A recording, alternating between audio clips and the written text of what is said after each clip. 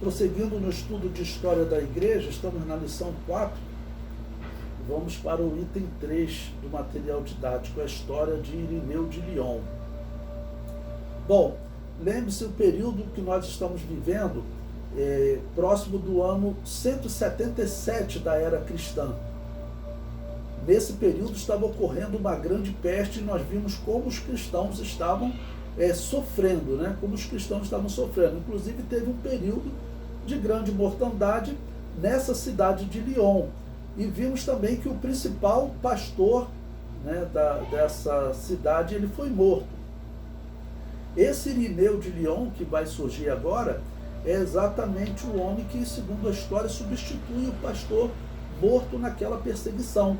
Depois que a perseguição deu uma acalmada, aí vai se destacar esse pastor chamado Irineu, né, que vai ficar conhecido na história como Irineu de Lyon.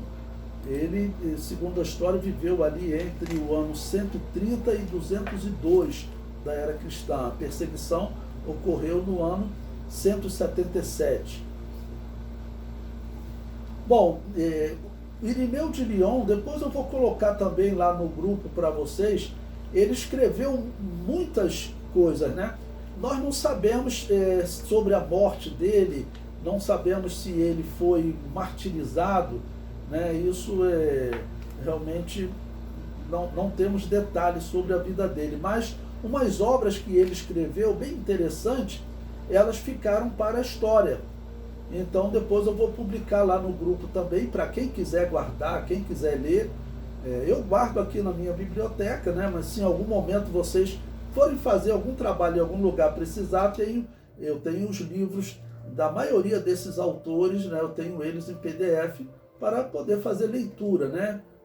Nesses os primeiros 200 anos, 2 séculos da era cristã, os escritos, eles são assim, os escritos de qualidade. Nós temos pastores fiéis, né? Muitos que escrevem, depois são martirizados, não negam a fé. Depois é que, a partir do 3º século, é que vão começar a surgir mais os escritos heréticos. Então, esse Irineu de Lyon, um dos seus escritos, ele é usado pela Igreja Católica para falar da sucessão apostólica. Por isso eu coloquei aí, número 3.1, sucessão apostólica. O que é sucessão apostólica? Nesse período, no ano 177 até o ano 200, não havia essa, claro, sucessão apostólica, dizer que a igreja de Roma foi a principal igreja. Isso com certeza não existia, né? Existiam muitas igrejas. A igreja de Roma, por ser uma das certamente maiores e mais ricas, porque era a maior cidade, a cidade mais rica, então, vamos dizer, ali a quantidade de cristãos de boa condição financeira, e por ser uma grande cidade, certamente era uma grande igreja, talvez a maior do mundo, mas não havia nada de sucessão apostólica, tá ok? Aí vou ler aqui o texto que ele vai escrever. Irineu escreveu perto do ano 200 da era cristã, ok? Então, aonde que a Igreja Católica pega aqui, mas que não está correto o argumento deles, né? Então eu comentei aí. Irineu se tornou a base católica romana para defender a sucessão papal. Veja o texto do livro de Irineu. Ele diz: assim Mateus publicou entre os judeus, na língua deles, o escrito dos evangelhos, quando Pedro e Paulo evangelizavam em Roma e aí fundavam a igreja. Depois da morte deles, também Marcos, o discípulo e intérprete de Pedro, nos transmitiu por escrito o que Pedro anunciava. Por sua parte, Lucas, o companheiro de Paulo, punha num livro o evangelho pregado por ele. E depois João, o discípulo do Senhor, aquele que recostara a cabeça ao peito dele, também publicou o seu evangelho quando morava em Éfeso. Bom, então como nesse texto Irineu fala, né, de Pedro e Paulo em Roma, veja, isso não tem nada com sucessão apostólica, né? Paulo, nós sabemos que ele esteve em Roma, né, esteve pregando na sua casa, Pedro, nós não sabemos se ele esteve em Roma, mas a tradição, a história diz que ele teria ido até, teria sido morto lá. Então não tem uma informação de que eles teriam fundado a igreja de Roma. Mas mesmo que fosse isso, amém? Né? E se fosse João ou outro, né? Mas vamos dizer que fosse Pedro, não existe aqui falando nada que ele instituiu uma autoridade especial sobre as outras igrejas, porque é isso que a igreja de Roma vai reivindicar e reivindica até hoje, né? No intervalo nós estávamos falando aí do projeto do ano 2025 da Igreja Católica de juntar todas as igrejas.